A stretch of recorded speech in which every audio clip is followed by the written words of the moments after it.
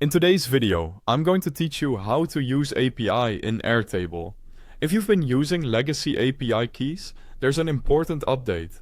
Those legacy keys are deprecated, and the recommended approach now is to use personal access tokens, or PATs.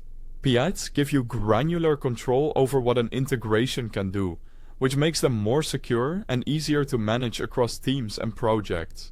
Here's how to create one and set it up correctly. First, head to your Airtable Developer Hub. This is where all your developer settings live, including tokens and access controls.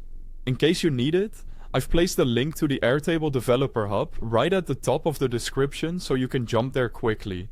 Once you're in the Developer Hub, click the Create New Token button. Start by giving your token a clear, unique name so you'll recognize it later. A good naming convention is to include the project or environment it's for, like marketing dashboard, production.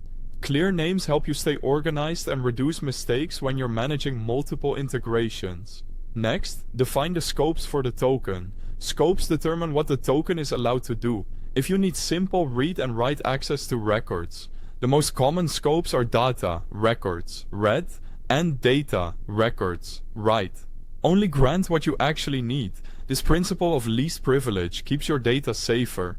For example, if a workflow only needs to read data for a report, stick to read only. You can always create a new token later, with broader permissions if necessary.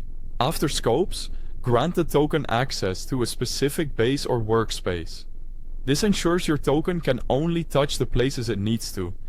If your integration is limited to one base, don't give it access to your entire workspace.